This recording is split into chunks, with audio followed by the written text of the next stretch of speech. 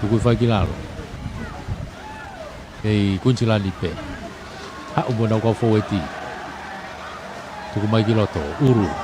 Tu ulu mai mo pulu, tali ia tu kilalo. Kei ha'u be okona, no ia tu be man ke fui. Hekea tu koe. Nei li maha wai ai koe lava ai pe. Kei Kuncilani pe, Luis Wekoni pe. Tuku atu ki mui. Tolong lolo ke koe kapakau ini aku loto ia. Osi vave au pito no tau hoa i te whaki koe tonga. Tā puni mai. Tuku mai kai nokonia Kuncilani kai ke nau whiongongo iai. Nokonia Kuncilani ulea tonga.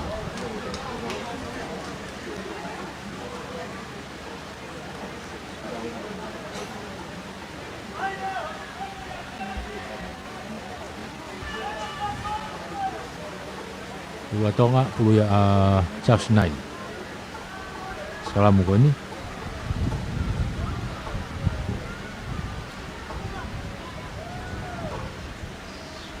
Tu ai kai una kei tau ki mahanga, ko tau fitu. Fitu atonga, fitu Kuncilani. Tapi unu mai fogeni ai Reds Kuncilani me na tau me mo weresi. Ana malo pe hao weresi ya. Ana to ma we weresi malo hi fausi.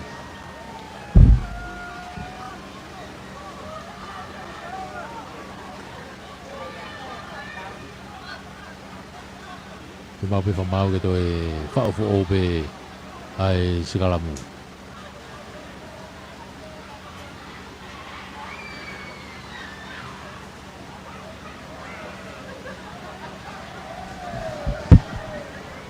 Whaofu o pe ai Sigalamu. Charles Nai ai pe. Kau ni kau tangata ko na to wa ingai fu te sen matonga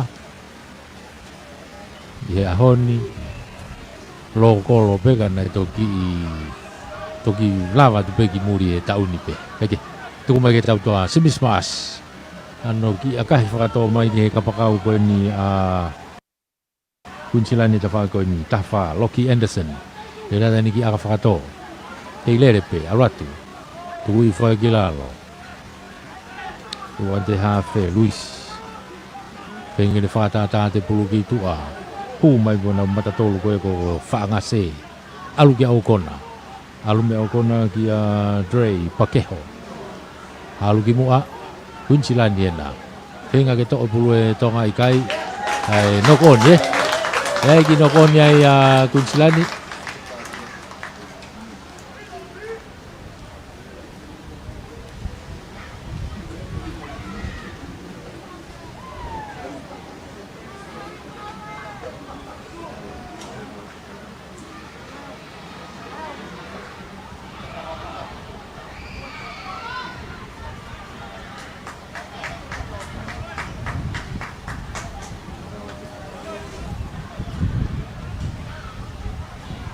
pulu ya tonga pulu Charles Nai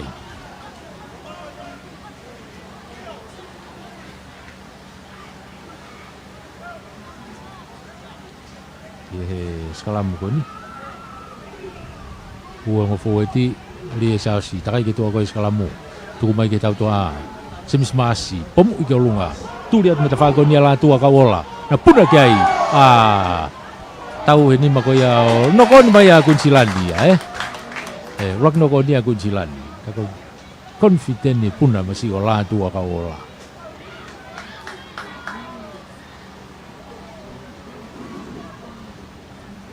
Ai unwa te ikale tahi tonga Sigalamu i mita wo ko ya o Kuncilani. Unwa ta tonga o Sigalamu i mita wo ko ya o Kuncilani. Bibi hangaton no pe ke lotokolo.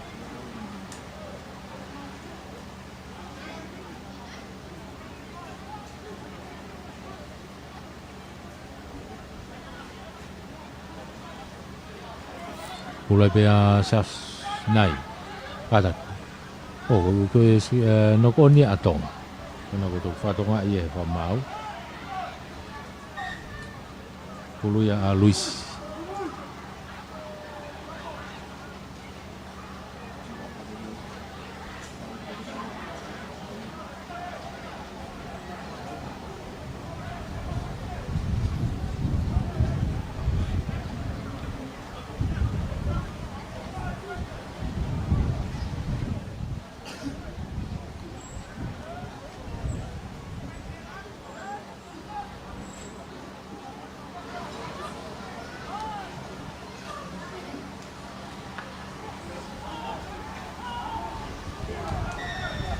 tau te e whamau a tonga o e holoke e holo e kau matatolu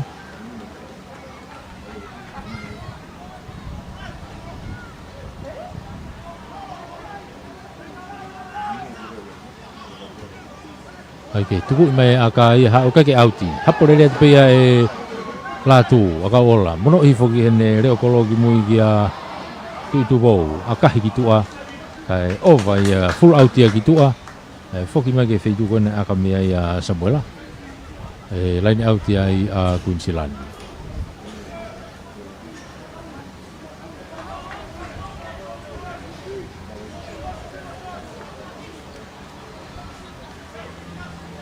Kulua Kunsilani Uchi Asiata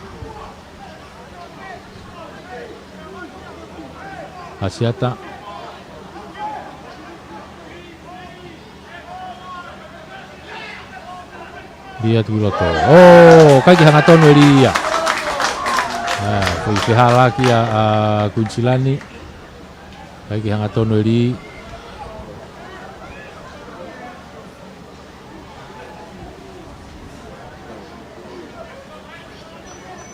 Asiata ko ni ko reka yo ku tonga ia ko tonga ua ko ia ko freti kai tu umitua te kai hu mai mo ulti Asiata ko dai loto ya no ko nga tonga ha mo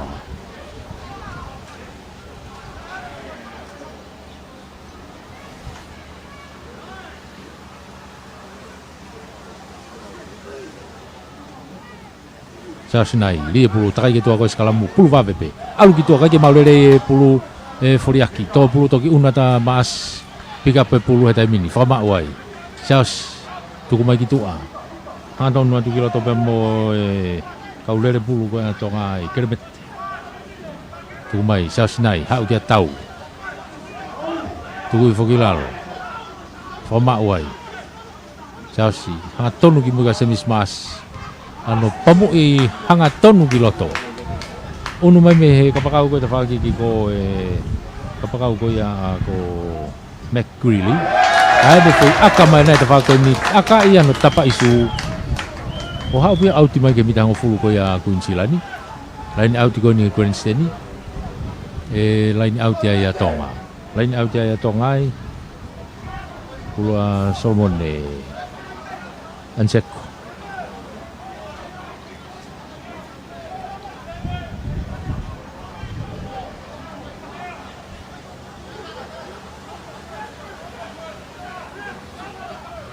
Pulu ki mui alu fe matani kai ke maulele alu pulu ki loto kai pe fa mau na no konia I puna ki ai putulongo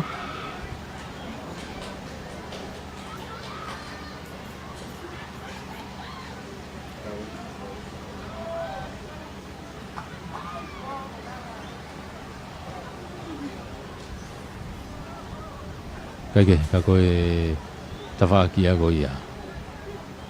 Hoi pehe ni pehe tau ko si whoki na pe ko konga ki mua. Ahi mai ko ia Australia Kanata na pua kau tamalo kolo ko ni o kau ai a utulongo ai. Ura ki fufu a tesi matonga.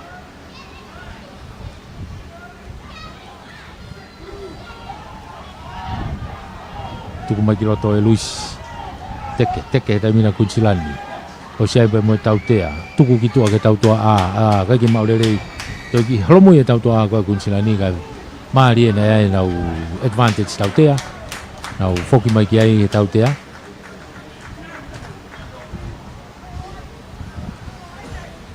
e be sikalamu ilonga pito tuku ngau ke sikalamu ko atonga tatau be vai nga pe mo Itali vai nga pe mo Spain Ako vai ngai ni pe mo Kunsilani ai vai e tau skalamu. Ake, tuku mai gitu ai Okona.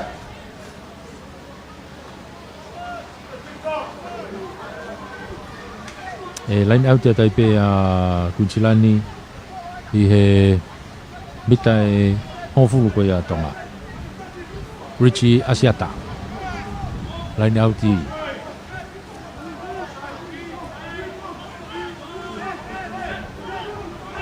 Alatu already foi mo Ryan Smith tuku ya tuki moi Alatu ugai Queensland pe no mai ke asiata ba ane hong full mo woa au tonga tuku kitua ai foi lele maria beto ova kitua Queensland dia kaku va pe no kava tu tifeni ko ya tonga tuku mai ki lalo ko te kolo ko ni he mita ni mape tu la de mo fa anga sei tu ko mai ki moi alatu Queensland dia ni mita ni ma ko ya tonga uru seru uru pa fanga me pe Luis ne ka ulere pulu tu ko mai ki bria fika valu o se fa mali ke to tonga pulu igai tu wange pelo atu ka ulere pulu ko Queensland ni o tau fitu mai pe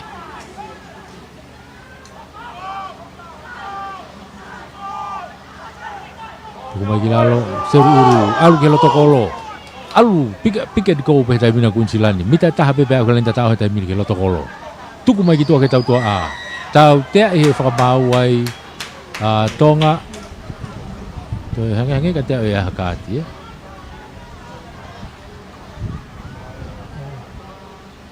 tau te e whamau ia tonga hange ka te au ko Sone ko Sone Takai ko e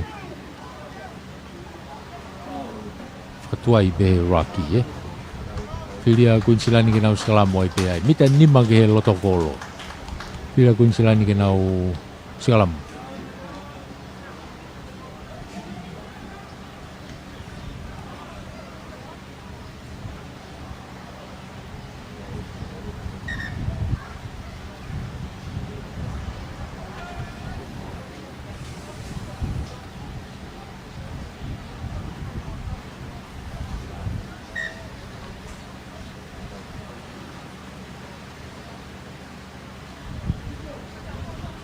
Filia Queensland ni kenau sekalamu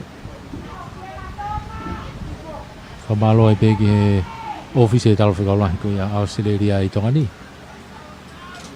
Famalo kia kerepi mbamba be boy ka nga we me ai malo e popo Famalo ni kia Dan Mills to Rugby Australia de fogi kia fusi pea o fifit be boy SPB di tonga boy va sporti ko ya pureanga malo popo sekarang ko ni to pulu mai fika valo te fa ko ni ha hanga ton pega sebis mas tali ya itu kilalo tu ko foi mita e ua pepe o kalenta tao si seti mai a Queensland te fa ko ni no ko forward ha oi pe alu fa forward pe tuki mai pe te fa ki o Rocky ki kalenta tao mono mai ki tuange mai e fika no ya ki tua kai to e afe atu piloto o tata ai ai fika valu Joburi fika valu ko ia Queensland ni o kelen tatao o tatao uno Queensland ni o tahaua fika ke lau ke aka uno Queensland ni o tahaua fika ke lau aka tata o mena fika valu Joburi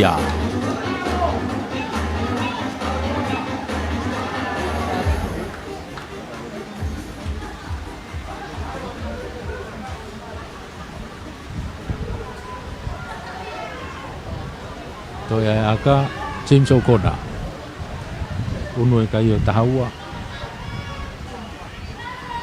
ke lau ke pe mo aka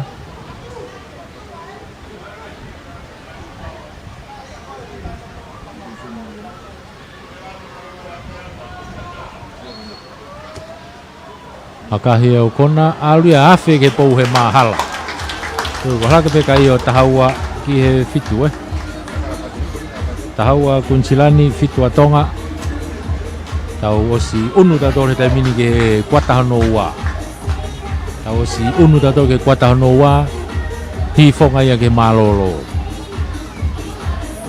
tahaua a Kunsilani fito atonga.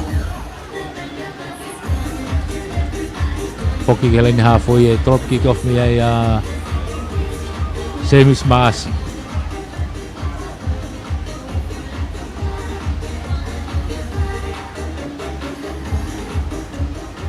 Tolopu malunga lolo ki loto e Semis Maasi. Tole re mai pia e kapakau ko ni a Kunsilani Lockie Anderson.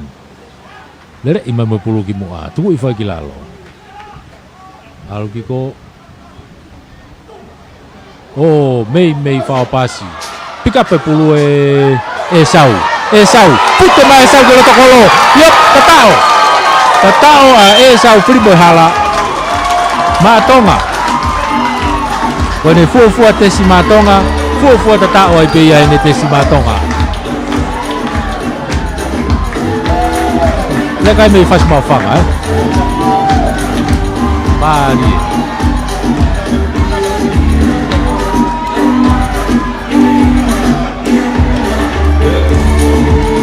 Toi unu haka tonga o na mahanga te mini tahaua. Unu haka tonga tahaua ke tiga ke lau ke aka. Na ko aka fango fua ini. O tu ko aka fango fua be ni ke Semis Maasi. Ko aka lotokol.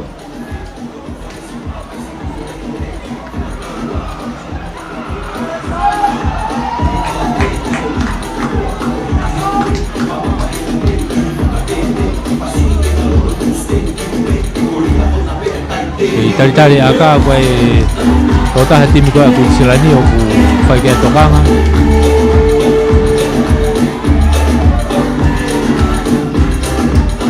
Ngari ki plati mai ki tua ko Okona.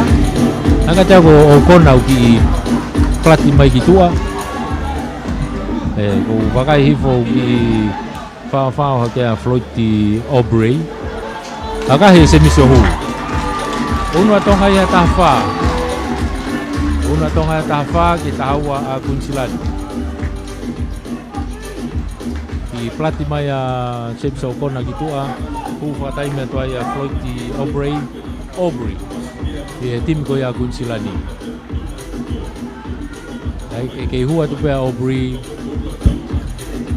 Dai ke kick off pe Jock Campbell fai mo ki tokanga ki hua ko ia tonga ke remete finau. Ako na ufenga mali. Matu ko tonga tau to tafa pe tonga tami. Drop kick off atu Jock Campbell. Hapo rere mai pe ia me he tafa ki ko ia ki ko. Tonga. Ya pulu tami tu mai ki mo ga Semis Maasi. Ano pamu malunga ke tafa ki ko alo out ki tua.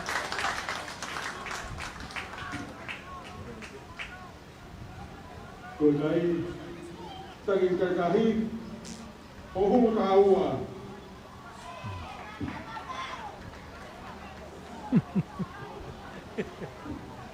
Apa tahu kata. Pasal manjai. Pula Kunsilani, tuku mai ki tua ke tau tua tami nu sai pe mo ka forward ai. Whakama o he te koloi, lau I lere I te koloi, masi I kona ko sone tapu elu Tau pangi e tau tua a ko ia Kunsilani. Hao nokoni a Kunsilani, tuang e whakamari o tonga. Pa ya o kia sasinai, ma o ere wahena. Iyo. Tuku ia pe ki lalo.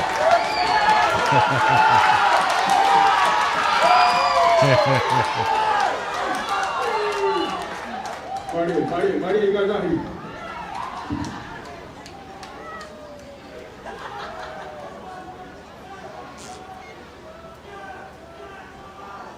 Nokoni ko ia kau ki tawhi vai ngai. Ki ka whae na tonga o ki whai pe tokanga ki ai. Kere mete. He fo ke to whae ke taha e whika Brenton. Billfish, Waterfront, Taimanga, Hawaii Ministry of Internal Affairs, Rangatonga, and Pacific All Sports. Ngahange ka te au e ngari na whetong ia kere mete. Ko whatonga e whilala ko Pensiman ni ene o ku whao hake ai. Pensiman Bifret. Toko wana tonga kuilalo koe. Pensimbani mo kaufononga. Waka.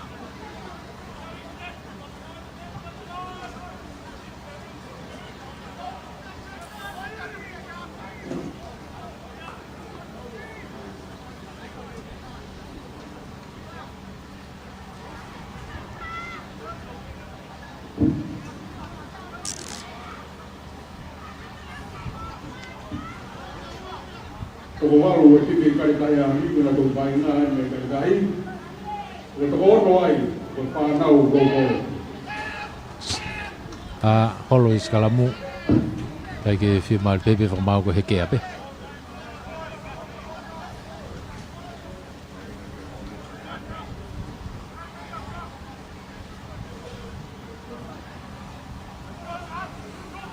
Toi whaafu o pe skalamu ko ia a South Sinai.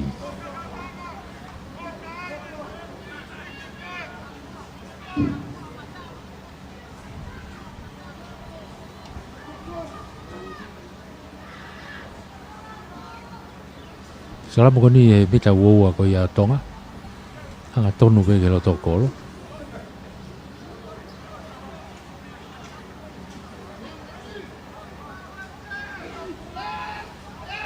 Ugloto, ligloto sa takai gitu ko salamu. Anga tonu ki mga simismas. Pamu ia ke semis giloto. Si holomu mai kapakau ko ni kunsilani tapaki ko ni. Awatu mo pu Floyd Aubrey. Tari ia itu kilalo. Aku alati ale okolo. Fafanga ke pe seru uru. Mesi fisi ya fika ono ko ya kunsilani. Tuku mai kimui. Fanga se tuku fagilalo. Alu kimui. Oh ko masih iya na. Homo pulu mananima Floyd Aubrey. Nokoni. Fafoki kimui ke le okolo ke alpo tu me ya. Ai o tiki karikai. Sekarang mo atonga i he halfway. Sekarang mo atonga he halfway.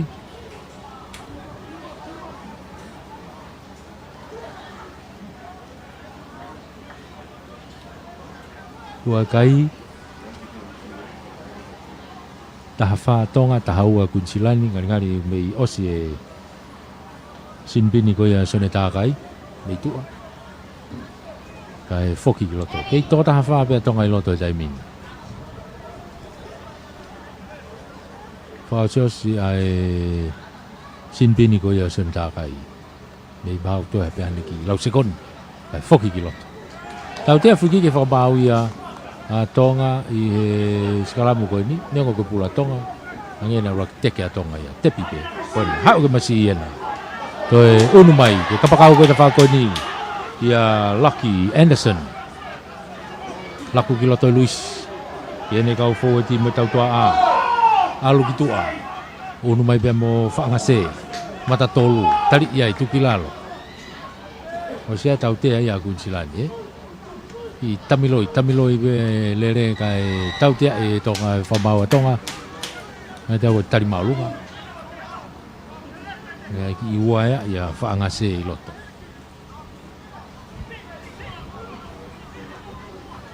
Tau te ako ni hanga tono pito ia ki he loto kolo. Mita uowa.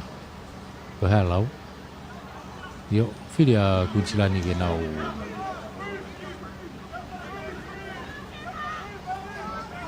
Yo, osia te sinbini ko ia o senta kai foki ki loto.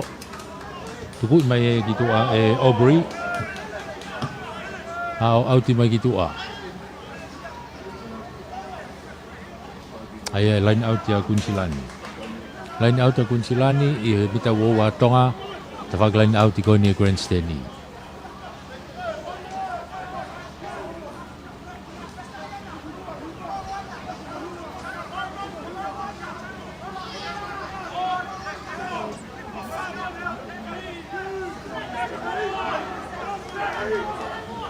Ligloto Alifo.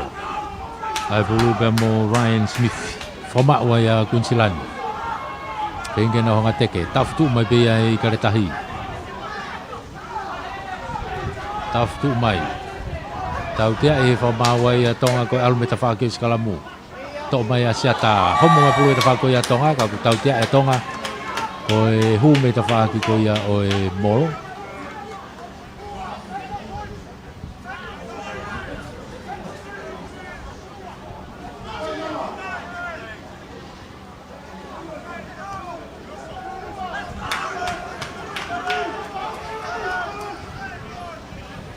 Tonga e whawhao i tu a hene hangi koe na ulawe kia ane nei. Whawhao i tu a kauwhanonga. Kauwhanonga tausinga koe hū ki loto koe ne fuafua tesi en mātonga. E koe hū peo whetongi hanga tonu pe ia mo Sentakai. Hū peo whetongi hanga tonu mo Sentakai. Kauwhanonga tausinga. Tika tahiwa. Ko ngau lagi benu tau ke iai. Seru uru. Tui fo ti kwa kunsilani. Alu te ke koe kunsilani tai mini. Tau fitu mai kare tai alu pe. Ulu ene uki asiata. Alat ke lain tatao. Tau tea tatao. Unu fa mau ia ki he loto kolo. Ai foi tau tea tatao ai. Tana ke foi fitu ia kunsilani. Unu hake nau tolo taha hiva ki taha wha. Taha hiva kunsilani taha wha tonga. Tau tea tatao ia. Koe malolo ai pe ia. I he vainga koe ni. Ko taki a kunsilani koe tahiwa. Ki he taha koe ia a tonga. Whamalo ai pe whoki heni ki he tau ngahi sponsor.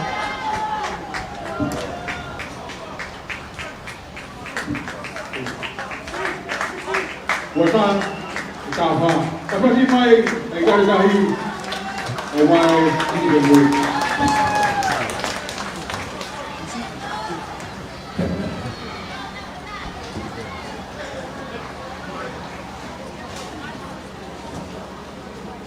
Ai ko ne tu ia malo ni famalo ki office tal fikolahi ko ya Australia. Famalo ni Australian rugby, famalo ki he Passport yang Purianga, famalo ke SPBD Tonga, famalo ke Federal Pacific Finance Insurance, 5-star finance group of companies, Kuate Tama, Liku Alofa, ke Waterfront, famalo lah ya tu sponsor, ai tau vainga. Tau foki mai ke konga noa, Queensland tahiwa, Tonga tafa.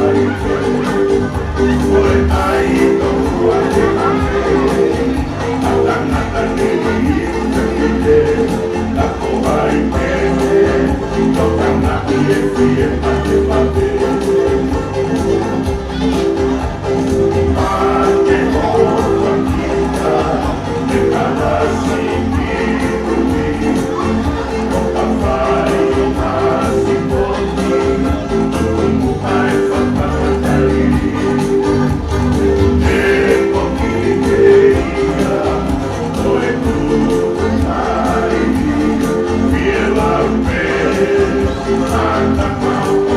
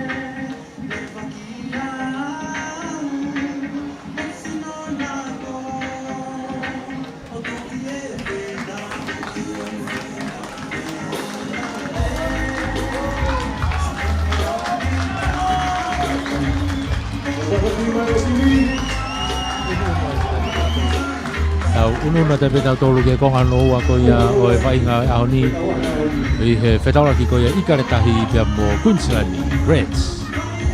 I he whainga ko ni hake ko na ulawi ke ko na whainga tu o ua aki pēni.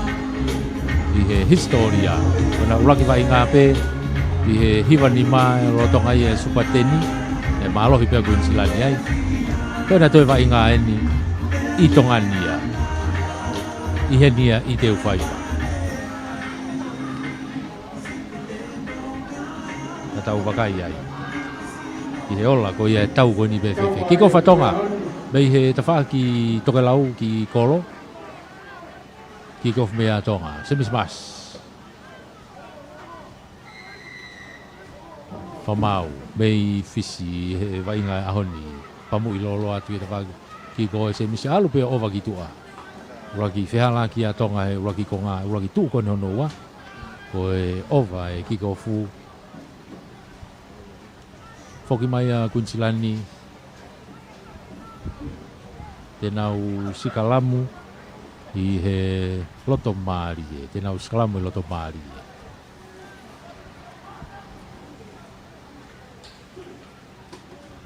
Pulai pe ia a Louis Wekon ko e sikalamu ia a Queenslandi.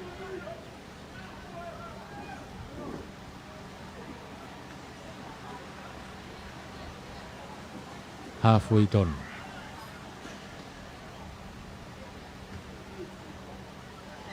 Tau tea e whamau ia tonga. Hu ai matatolu, hu ia he engkolo ki loto. Hu whatu tamaki. Tau tea ia tonga ai. Hulu ia a Queenslandi. Haka tau ku wakai au ia o ku kei itu ape a o kona ia. Tikai ke foki agi loto. Aringari na ku whetongi ai pe ia.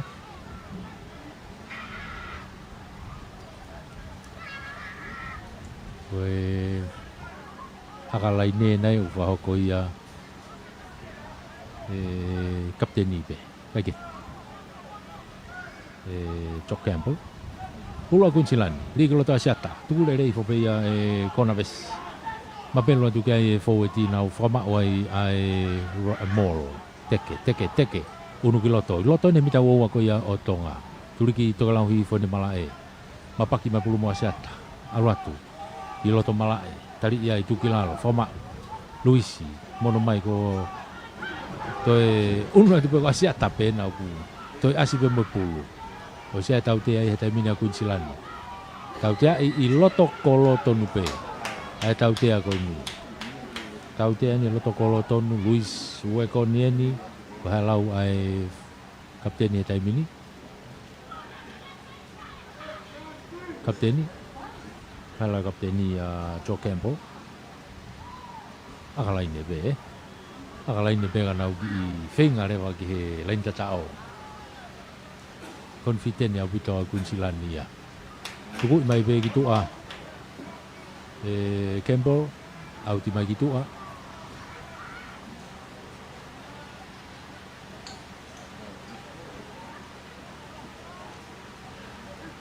ai nau tia asiata dia tu tui foi seru uru aratu mapelo tu ke foi tia tamina nau teke alu holoki atu kau ke unu atu pe roto lain tatao na holoki atu ai lain tatao na mita pe taha tui foi kilala kai pe fa mau nok on kai mate molo kai ke lava Queensland ke to molo ke to pulu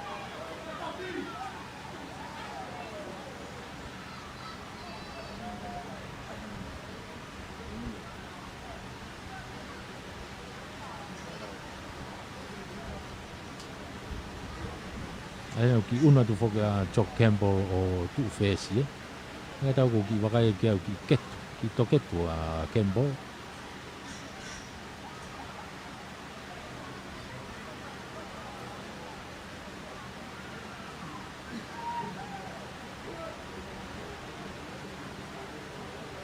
timi ni kunsilani bilahi kai timi ko hili ne lahi abu do tau whanau nei ai kawai e whaiako malolo koe ni ai na tok osia tu koe ni i karetahi a tautai kefu mono whanga te hinana nau ihen ni Reds mai tau koe ki mua Oke, puluhan sa sinai. Tau puluh mai tai mini tafaki ki loto. Ai fica walu loto. Loto inis kei fute mai bembo pulu. Tuku fa ki lalo. Foki ki mo ya maasi, ano pamu maasi. Hau ke tafaki ko ni. Kai ke auti, hapo de te pe e kolo Floyd Aubrey. Tolong mai kene kapakau tafaki ko ni kia Mark Reilly. Alu atu ki loto. Kali ya tu ki lalo. Kei kunsilani pe hau berpulu kai tali o hom berpulu meni makoya o whaangase onok on. I Februari o te karetahi.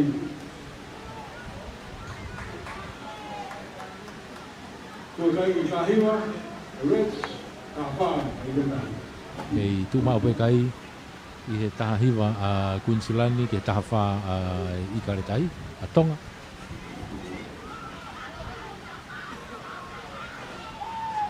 Ka koe pulu ia a Tonga, pulu a South Sinai. Ia skalamu koe ni e mita woua koe ia Tonga, hanga tonu ke loto kolo.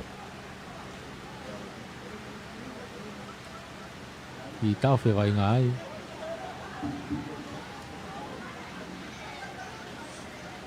Ono le whamaro ki ma sponsor TCC, Steinlager, o Kola. Ministry of Internal Affairs. I tau whewai ngā, tō tahi timi koe a Tonga o ki whemau e whetongi, e. Whemau ki plati i tua.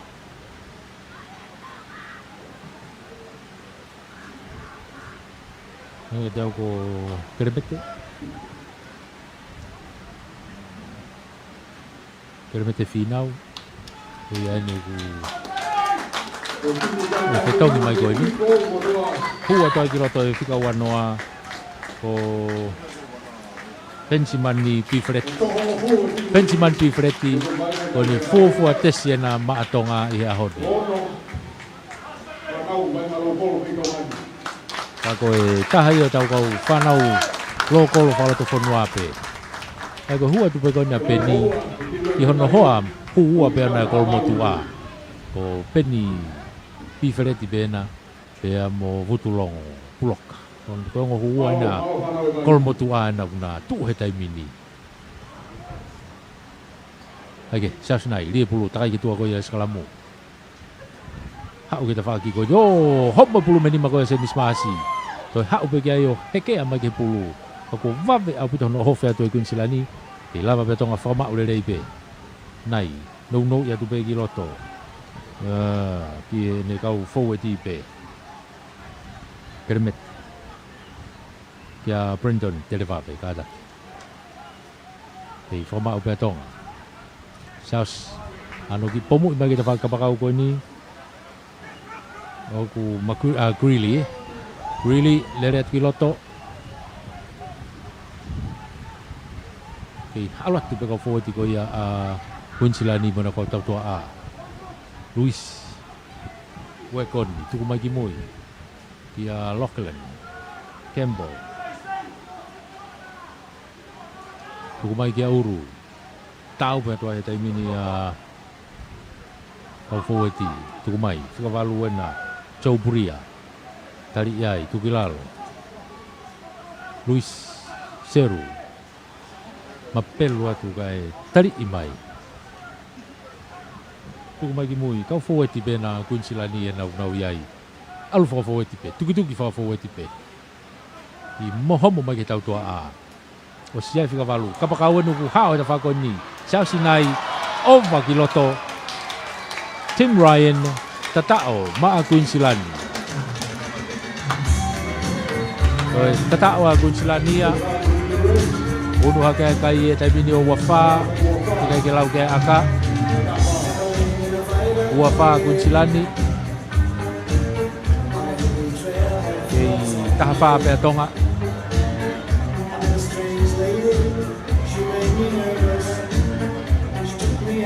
tak mari na ko Tim Ryan o magitu ai kapakau Greeley o mai tau hoa gitu ka ava loto ia alatu ai be Tim Ryan o tata o uno e kai o wafa te ke lau te aka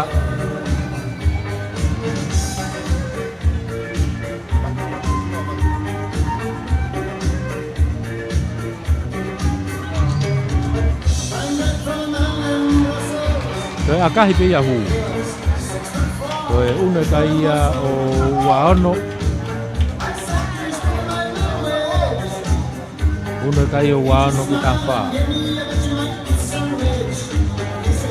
Waono a Kunsilani taha wha pe tonga. O whatonga e whetongi ki loto he taimine tini koe tonga.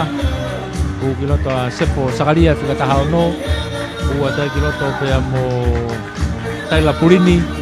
Di fika wa ku be fedong ge face fedong hanga tonu be ai huka Solomonian seko mo sepo sakaria fedong be Taila Purini ya mo semismas kiko fo Purini o aka hifa fo ke tu ya Kunsilani aka hitu agia tu bro tu po mau ia Kunsilani taimi tuku mai ki nau reo kolo mo kapteni ka Campbell ya kahi mai hau ona Purini anga tonu mai ba mo pulu vai tau tia e fo mau ai tonga puke pulu te kolo Tau te ko ni mita hang fulu ko ya tonga. Filia Kunsilani. Kembolo na. Tu me be lain auti. Ha o hanga tonu be lain auti o auti mai. I loto he mita hang wo ko ya tonga mita nai me mita hang fulu.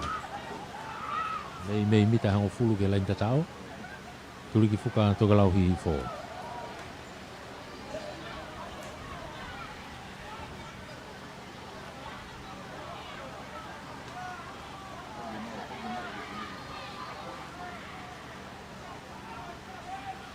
Bula asiata, tolongi lolo kiloto, alifo. Ia mo e whikamalu Joe Bria, tuku ia toai kiloto, nau whama o e fōeti ka nau teke. Holoki e tonga e sakala mo e molo, tau te tuki tua e Luisi, tau pasi, takai, Kembolo, kai ke maurerei e, kai ki sokai e fufuka e kataki. Sokai mai ia ka e tuitupou, ka ko siai pe fo i advantage tau te ia Kunsilani. E moro kone toko si.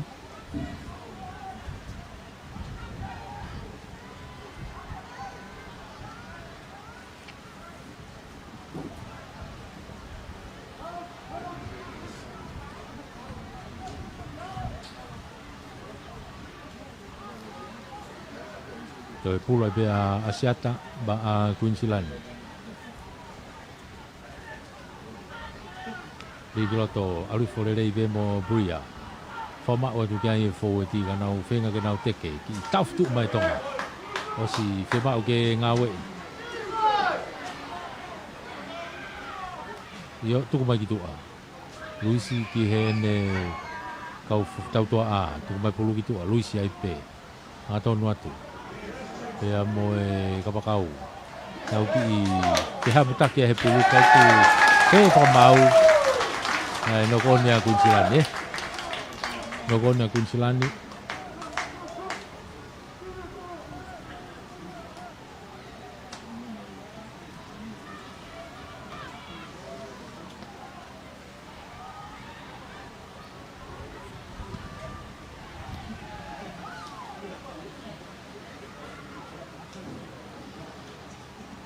tawa lo konia Kunsilani ko Jeffrey Tumanga Allen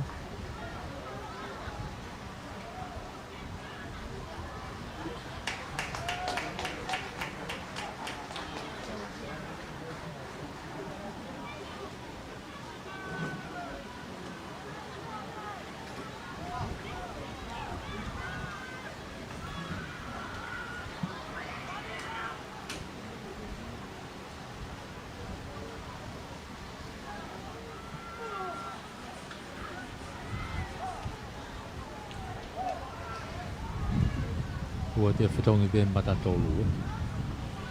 Ka koe skalamuia a Tonga. Skalamuia a Nai. Sao si ligi loto pulu takai ki tua koe skalamu. Takai maki plansaiti koe ni. Hau kita whaki koe ni o Esau. Tenga ke kakalo Esau ka ko wa o tu ke tau hoa ia tukilalo. Tau tea e whamau ia i a Tonga o e tamate i mai ai Rocky.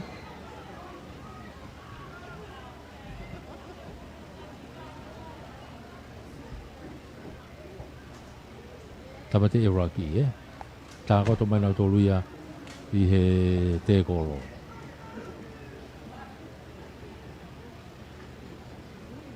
Kau kei tūtui e pia e sau i loto. E sau whirimo hala.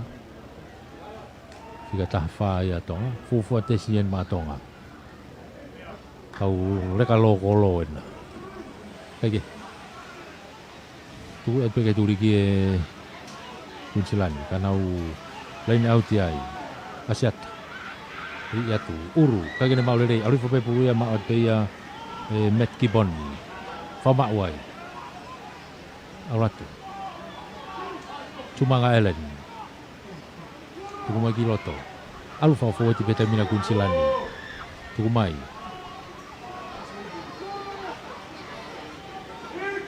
Kunsilani e nau kunau oho kai he taimine mita nima ko ia Tonga. Ve e loto kolope. Alu ki tua lagu kita whaki ko. Hoki magi loto pe mo Campbell. Tari iai. Tukilalo. Tau tea e whamau ai Kunsilani ko e puke pulu he te kolo. Tau se e whangamari e o Tonga. E take pulu he te kolo.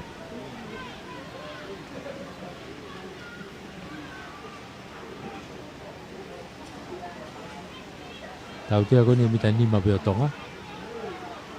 Iai whamalo lahe pe whokeni ki tau kau sponsor. Whamalo ai ki he ofisi o e talo whekau lahi ko ia a Australia i Tonga ni. Malo e Poupou. Whamalo ai pe heni ki he Australian Rugby. Malo whamalo ki he Spoti e Pureanga. Whamalo heni ki SPPD Tonga. Whamalo ki he Federal Pacific Group. Whamalo ke 5-star group of companies. E whoke whamalo ke Puate e Tama. Whamalo heni ki he Likualofa. E whoke Waterfront. Ke ririu e tutu nia. Tau te ririu e tutu nia ke tau tea a Tonga ia. Ko e tari maalunga. Ka Tonga e tō atu meitua he timi koe a Tonga manpaia. Ai ko alatu pia ko whetongi i he hawhe. Whetonga manu pia mo South Sinai i he hawhe.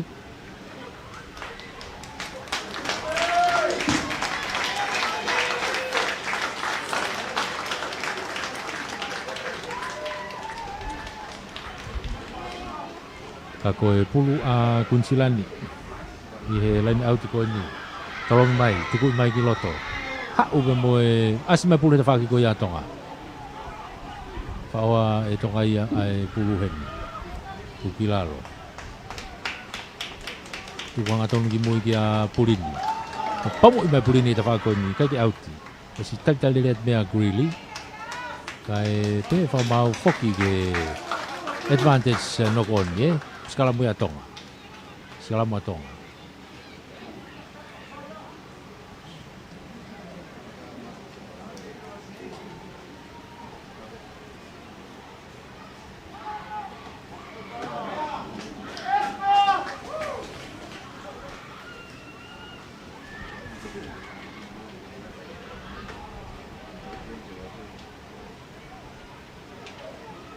Ko e tunga whuko e ngia ia kere mete na ki plati mai ki tua.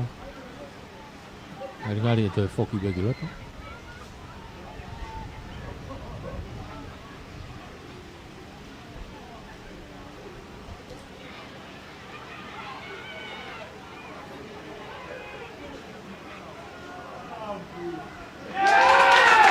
So tau tea e whamau ia a Kunsilani. Ko mio i Sikalamu. Ko whatonga e ku whao be mo paia waka mei lalo.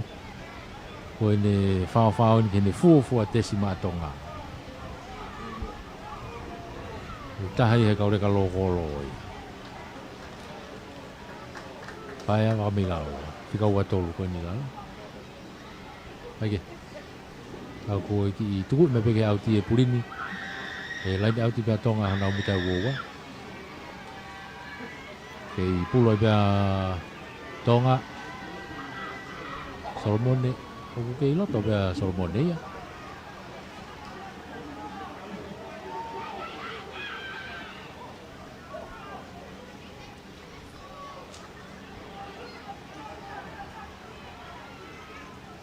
Tolong mai, tebi voi ai tonga.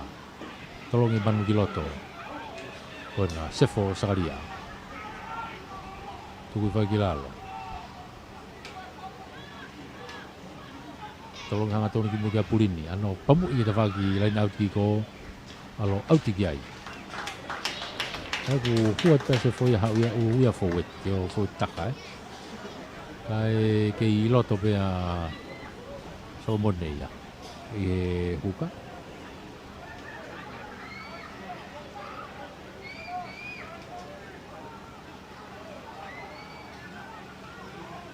Kulia Kunsilan tuku magi loto hena kau foiti loto tu fagi lalo Luis tuku magi siata wadi kete kolo kita wawana tonga kia vai ngai tai min tu manga alen Futea tu mai pulu. Kali ia tu kilal.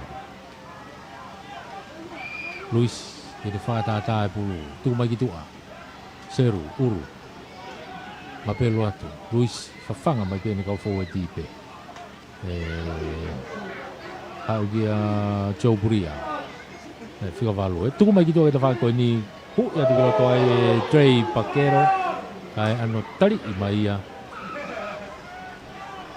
Foki bala kuki tu loto kei kunsilani pe Luis Seru kuno watu loto kolo na ugia vai ngah tai mini alu kita ta faki ko to no koni ai kunsilani ka foki mai ki advantage se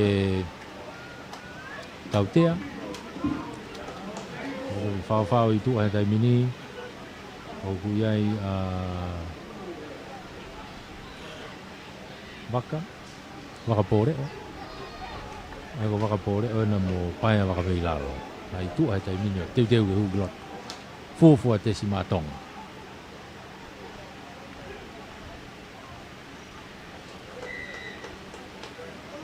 Tuku mai beia Campbell ke auti, lain auti ai Kunsilan. Ako na ulawe ke ai. Ika tahavalu mo watolu atonga. O waka pore o be mo Paya wakamilalo na hugilot. Petongi mo tau kalau matangi. Petongi da mo latu waka wola.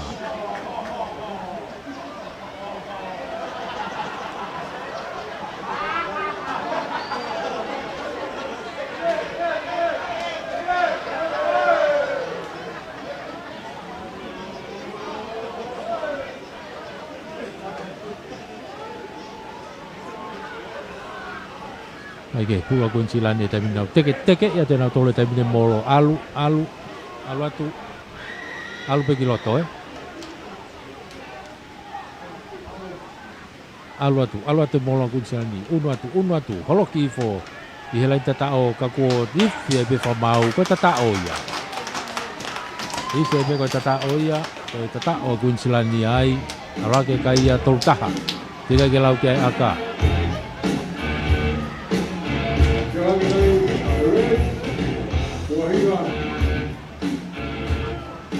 Alagi kayo toltaha, gagalaw kay aka.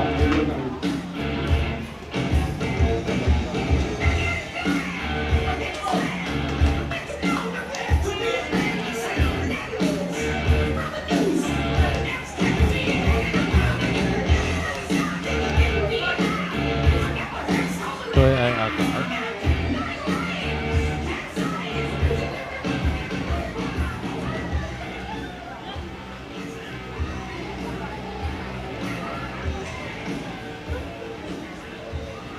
Whakahu, ang kata ko, whakahu, whaia Luis. Iyo, tatahaya Luis o Tanga terjemo ke iwa. Rake kayo tol-tol, safa.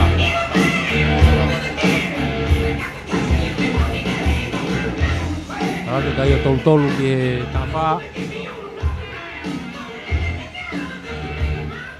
Kok lagi hapon, top kick off may ay Tonga. Taila Purini. Ano tatahal malung ati lo tomita wowa. Heu ya ke bia va e. Heu ya ke va e ko ya. O taha ka foi ti ko ya kunsilani.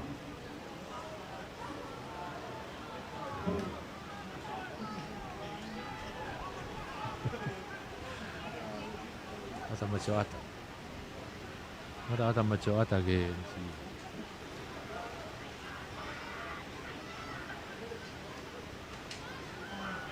Ai tu le pe ya Tonga he tai mini ma pelu atu ai kau foeti na tu i fogilalo foma tu mai gitu ai manu unuatu sefo pick and go pe ai foeti ko ya Tonga he tai mini loto mita wo wa ni o kunsilani tenga ma kunsilani ke na o ngato pulu ikai alupe Keremetena ko te foki begi loto. Sefo, no i mai gitu pia loto. Loto inisi, fute ma loto, tuku i foki lalo. Manu, fafanga mai ai pasi mave masila pehe. Kalau mo iki mo ya Tonga heta mini ke to mai pulu mai mui. Samuel tu po. Mono ya tuki loto. Unu mai biamo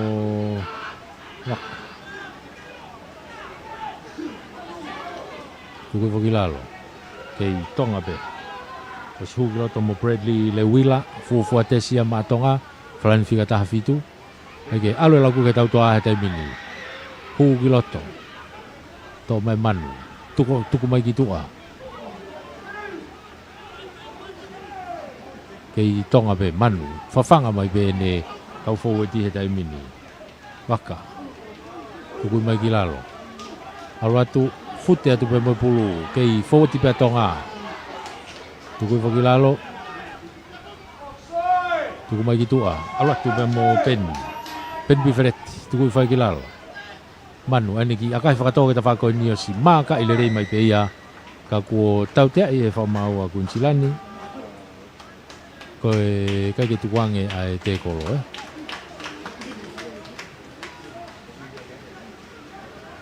Tau te ko ni ve mi ta wo wa pe. Wa hai fili ko ya Tonga ki ai.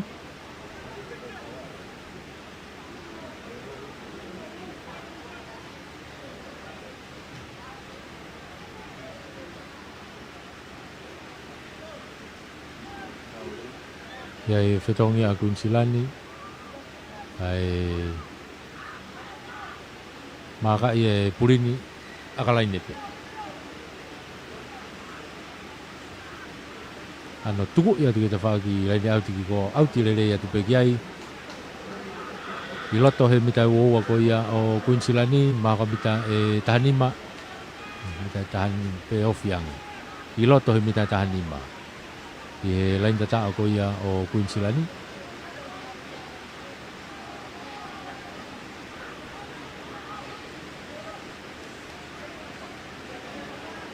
alo tu pe fetongi iloto Tiga wano ko Taini Royli.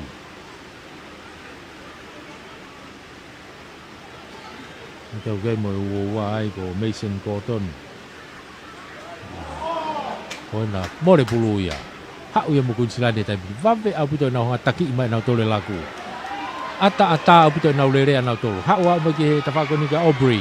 Aubrey to ene ka pakau gitu Mate Aubrey mo to ko wa te kolo. Tuku fa kilalo. Na usia umai ke mita wo ko Tonga. Seru uru. Lele ya te pulu heke ano vae. Tuku mai gitu Kei alwat tu pe taiminia Matt Gibbon ni na. Kunsilani. Luis tatau te e fa bawai kunsilani ko puke pulu he te kolo.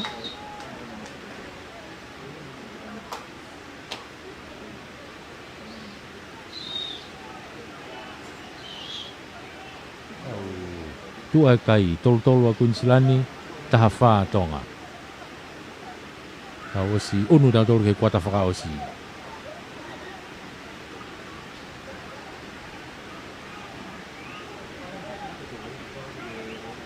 Karingari hua ki water break ai time la vea ko ni. Pamalo ia before ke tau kau sponsor malo e popo pamalo ni ki he office e talfe kau lah ko ia Australia ya kele pi mbamba ya mo tau kau nga we me office malo e toron pamalo ni ki 10 mills pe mo Australian rugby malo e popo ai popo mai pamalo ki he ni ki ke va sport ko ia purianga e fo ke fus pe au pivita pe mo e SPBD Tonga. Tonga e flying figa tahau no kona uhu kiloto. Leka Tonga ia. Fred kai tu ia. Figa tahau no ko ia Queenslandi. Kage. Pamalo lah ia pe ni ki he ya Mersai ni be moe Federal Pacific. Ya e pamalo ki ya semi-sisika be 5-star finances. Pamalo kia tala pe mo peseti mafu pe mo e Rikualofa e foke pamalo lahi kia Liza Sullivan pe mo e Waterfront bar and restaurant and lodge malo e popo mai engari te foki pe kiloto Solomone wi ko e laini auti tolong kiloto kahe asa pe ya e Queenslandi kei alo he taimine nau laku kai te kolo i o knock on. Te kolo i knock on.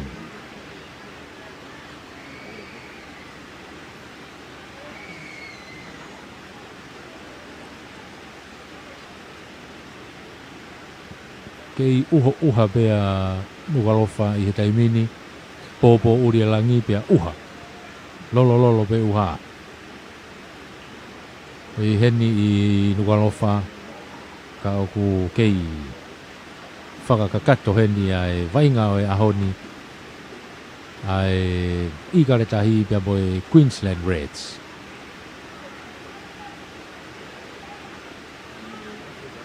Kulua manpaya, ma atonga.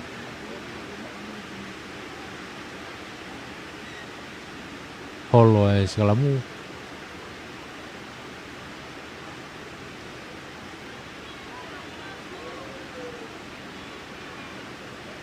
Alata sefo ia breakaway sefo sakaria alatia breakaway kei iloto bea Solomone Anseko ia i he huka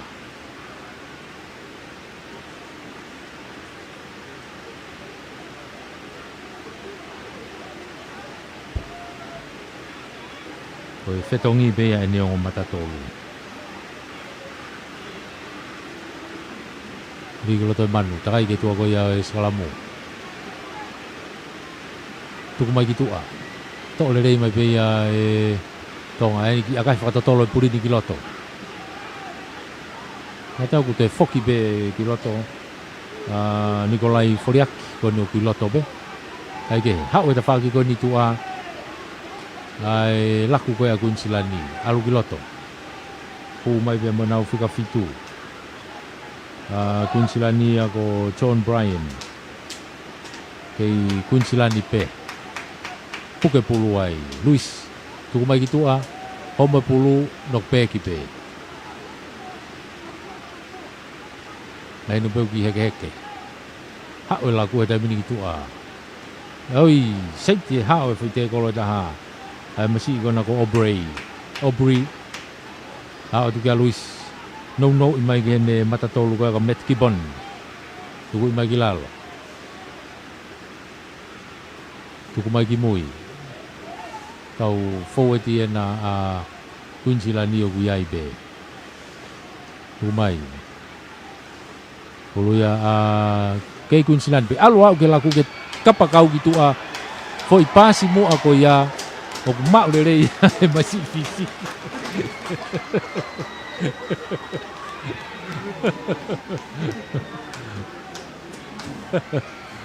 Mari aku tu foi tata masih fisik. Ari tu mai mu a to ki habo i mai pulu. Kau ku tata oi.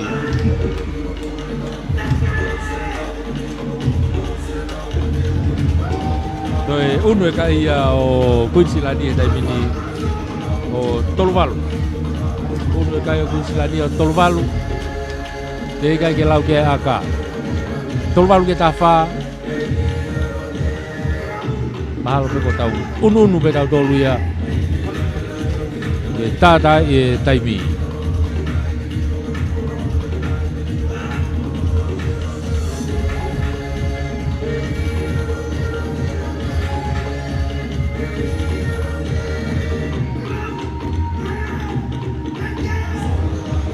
Kahe ke hue aka.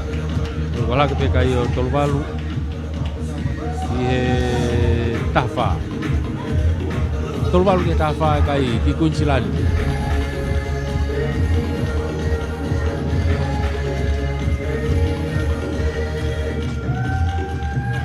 Pokka jalan halfway trop kick off ya tonga.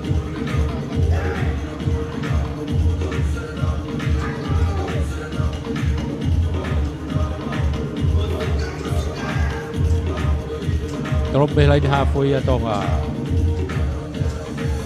Trop malung ay purini alat kasi hapo le mai pe ya kempolo mai loto to akahima kita fa kapakau ko di ko si ele mai kapakau ko ya atonga le kolo atonga na ko masi ko ya ko tutupo te akahi fa fok mai te akahi fa fok mai Queensland akalele abuto ya fai kempolo ha pulo auti mai gitu a ke mita wo ko ya o tonga auti mai ke mita wo tonga to faklain auti ko ni Queensland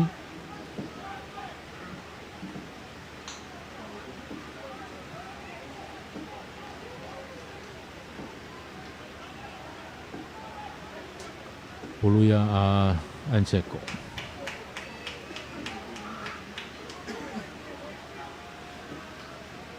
Lain auti no pe tonga. Fa feki kia Queensland ya giai. Ma uya na tole pulu. Tolongi gitu nokoni. Ya foi nokoni ai Queensland ni.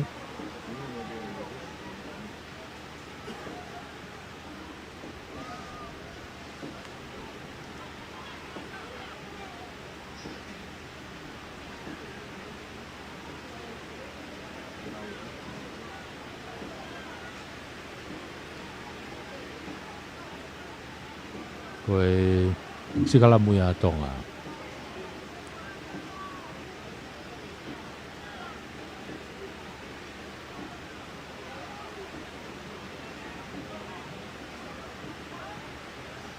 Sigala muya tonga. Ulu ya manupaya.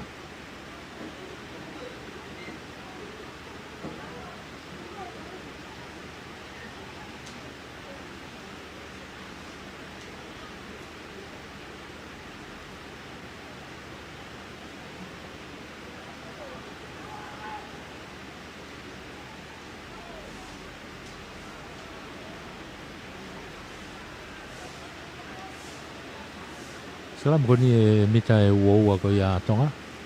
Ni hanga tonu pe ke loto kolo.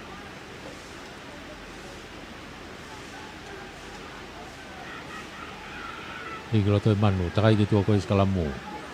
To mai lotu man. Tolong mai ke purini. Sai ti ma purini ka ko si tau ke te koloi olunga. Tau te ai ko tali ma olunga.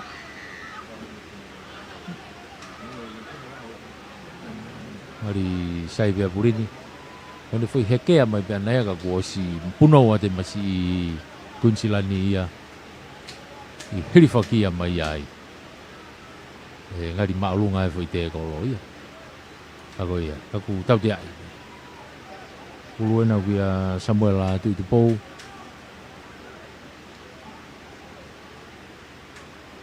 maka i mai kane akahi mai kitua taha mai ha auti mai kitua Auti mai ke tafaki halfway ko ni o Queensland ni. Tua Solomon Anseko.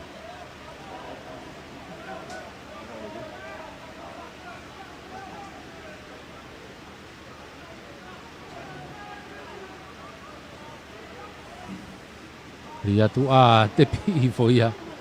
Ki he tawha ki koe ni Queensland ni nau hofi mai. Nau hofi mai ki ai, nau mowete vete holoa pe ai ka ku mau ia Queensland ni. Takai mai ke planchai koe ni Seru, Uru. Tari ia itu kilalo.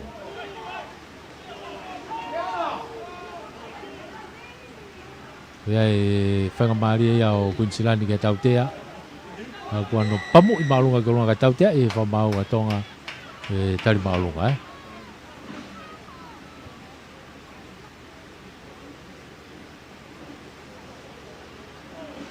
Kua kai tolu walu Queensland taha wha tonga.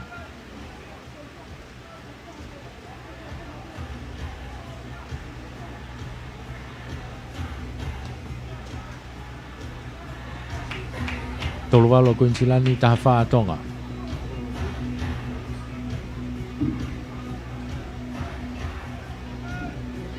Tu ia kai he tai mini.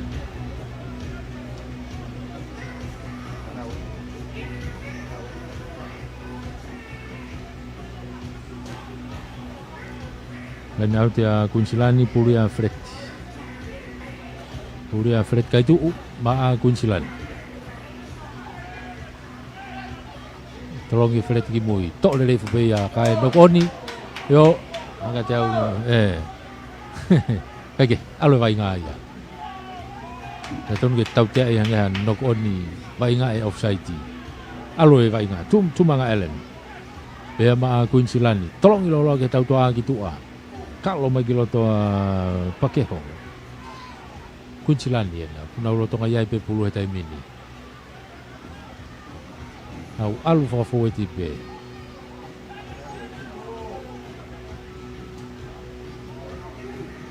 Pasisi horope ki hafe gai ofia to Cartwright, Will Cartwright.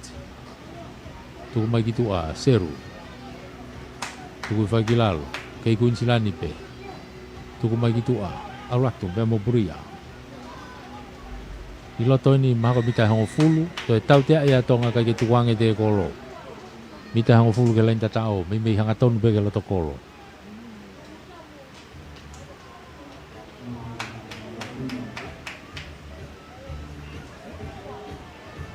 Hari filia Queensland ni. Filia Queensland ni. Aka apa fau. Tolu walu ke ta fa stu le abu te kai. Ako ke ma be Queensland ni ke to tana ki pe poini.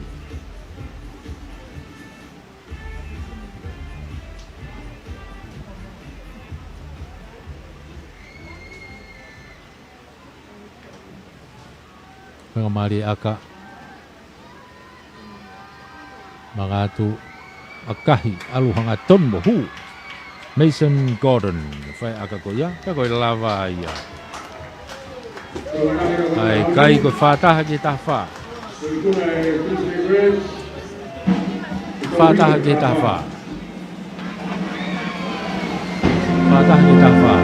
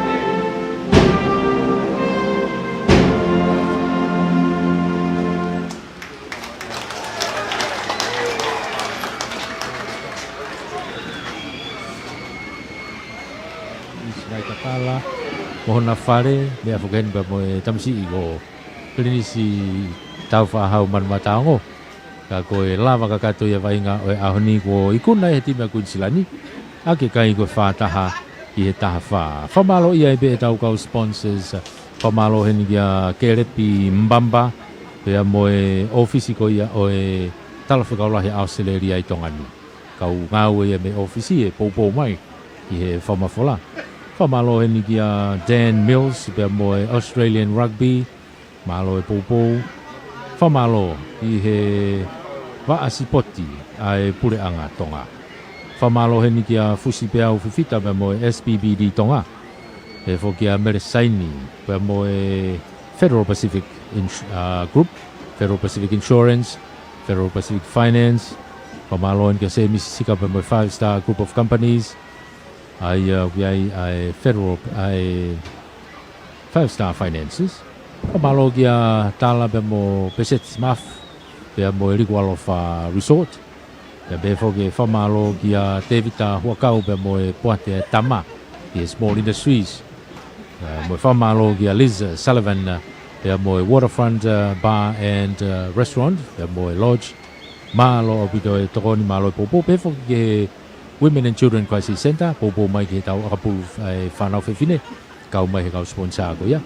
Malo e popo whamalo ki a motolu ko toa pe pea whamalon ki he tau whengau e aki iuno na kapula tonga, Pureanga tonga pe foke ngai kautaha whamafola tau i heni i hono tuku atu e tau ngai ngā mei he mala e ko teu whaiwa whaiwatongi atu i he ahoni ia Wepi Lea Junior ko Aripate Kisina Junior Whiria Paea pe foke arisea te tohi whata rewu tui fua mo meri e lau man mo mea